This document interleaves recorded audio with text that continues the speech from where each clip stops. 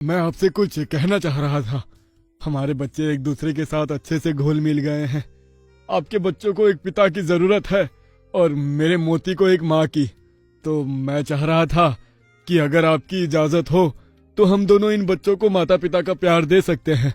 और क्यों ना हम दोनों शादी कर लें। हालांकि मैं जानता हूँ कि हम दोनों का बिल्कुल भी मेल नहीं है।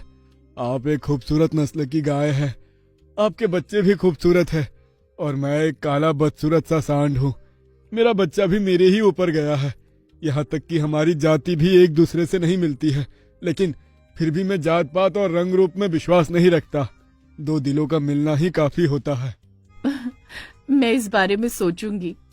गुलाबी घर आती है और बच्चों को सुलाते सुलाते रात भर कालू के बारे में सोचती रहती है। मुझे लगता है कालू जी मेरे बच्चों के सही पिता साबित होंगे और मुझे भी तो अपने जीवन को एक नया मौका देना चाहिए। गुलाबी कालू का प्रस्ताव मंजूर कर लेती है। दोनों आपस में शादी करने वाले होते हैं कि तभी पापा, आप ये बहुत गलत कर रहे हैं। आप ये शादी मत करो।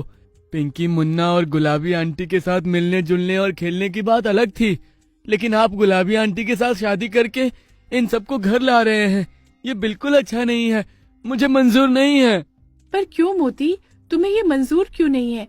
क्या तुम नहीं चाहते कि तुम्हें एक माँ का प्यार मिले? नहीं, मैं दूसरी माँ नहीं चाहता। मुझे पता है सौतेली माँ सौतेली ही होती है और उसके बच्चे भी सौतेले होते हैं। वैसे भी हमारा कहीं से भी मेल नहीं है। हमारी जाति और रंग रूप बिल्कुल अलग है। देखना पापा, कल ये हमारी शक्ल सूरत से भी घृणा और भेदभाव करेंगे। बेटा, ये खाली एक भ्रम है, ऐसा कुछ नहीं है। माँ तो माँ होती है, वो सौतेली या पराई नहीं होती। और रही जाति या रंग रूप की बात, तो ऐसा कुछ नहीं है। हम सब एक हैं। नहीं आंटी, मैं आपको सिर्फ अपनी आंटी मानता हूँ।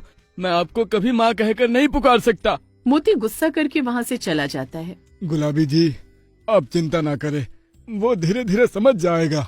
हाँ कालू जी, मोती अभी बहुत छोटा है। गुलाबी ने आते ही घर को बहुत अच्छे से संभाल लिया था। गुलाबी और कालू आपस में बहुत खुश थे। साथ ही पिंकी और मुन्ना भी कालू से पिता का प्यार पाकर बहुत खुश रहने लगे थे।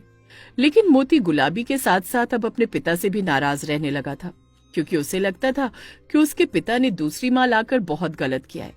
वहीं गुलाबी मोती के दिल में जगह बनाने के लिए अपनी पूरी कोशिश कर रही थी